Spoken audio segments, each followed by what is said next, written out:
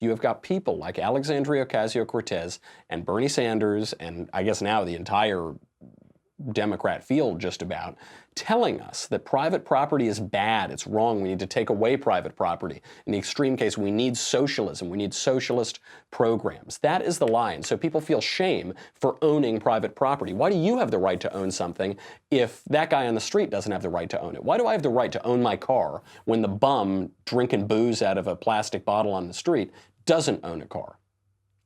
According to the radical egalitarians, there's something unfair about that. That's an example of social injustice.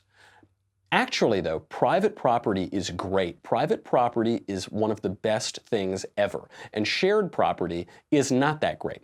We are told in this culture that private property is bad and primitive, that in an advanced society we will give up some of our private ownership of property, and then we'll all just hold things in common, like the mythical people and the beautiful paradise that we envisioned before the social contract. That's what we are being told. Tim Cook, the CEO of Apple, gave a speech at Tulane University where he said that in the beginning, we all just kept our property to ourselves and we all just did things for ourselves. But then when we became civilized, we realized we needed to do everything together and we needed to surrender our ownership and we needed to just kumbaya all together. The actual history of civilization is exactly the opposite. Primitive tribes are not the most selfish. They don't have the most private ownership. They're not the most capitalistic. Primitive tribes are the most socialistic. They don't really have concepts of private property. When you look at primitive tribes in Papua New Guinea or in the Amazon jungle or in historical examples, they don't really hold private property. They hold all the goods in common, and their economies don't really take off. They don't really produce very much. They don't enter into a state of advanced civilization. It doesn't grow society. Societies only begin to advance when they develop concepts of private property and when they develop concepts of government and law to protect that private property. And the reason for that is only when you have private property do you have any incentive to work, to produce, to till the land. This is true not just in the ancient civilizations or in the remote tribes in Papua New Guinea. This is true in American history. When the Mayflower sailed to America in 1620, and those early Pilgrims got off the ship, they held their property in common. And you know what happened?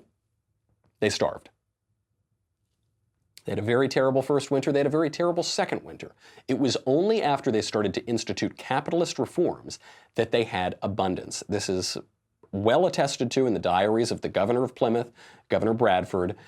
They decided instead of holding everything in common and trying to get everyone else to work for everyone else, they would divvy up the property. Governor Bradford wrote that at that time, when they were sharing all of the property, the young men felt that they had no reason to go out there and work for some other man's wife to be able to eat. They would just sit at home and everyone else would do the work, and then they would hopefully enjoy some of the fruits of the other person's labor.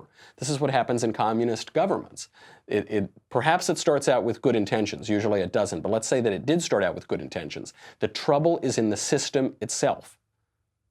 In the system itself, if I'm just going to get the fruits of someone's labor, if we're all going to get the average, why would I ever work above the average? In fact, why would I ever work at the average amount of productivity? I'm going to try to work below the average amount of productivity so that I'm really profiting from somebody else's labor, because that's much easier and there's no difference in what I get to eat or the goods that I get to enjoy. So Governor Bradford then divided up all the property, and guess what happened? Plymouth plantation flourished, and New England flourished, and America learned a very important lesson in those early years. The other side of private property is that it is implied by natural rights and natural law. So all the time now, when socialists are ranting about social justice and how we need to give up private property ownership, and we need to, what socialism is literally when the government takes control of the means of production and distribution in an economy. It's when they take away private property and private ownership. What we are told is that really it's a higher justice, it's human rights that call for us to take other people's property for ourselves. Actually, the opposite is true. Private property is a concept of the natural law and of natural rights. Our country is grounded in the idea of natural rights to life, liberty, and the pursuit of happiness, which John Locke described as the pursuit of property.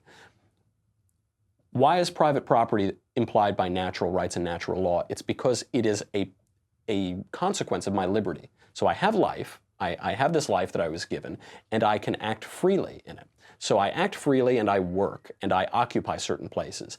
And as a result of this, I have to be entitled to some profit for my work, my liberty. I have to be entitled to some of the fruits of my liberty, and this implies private property.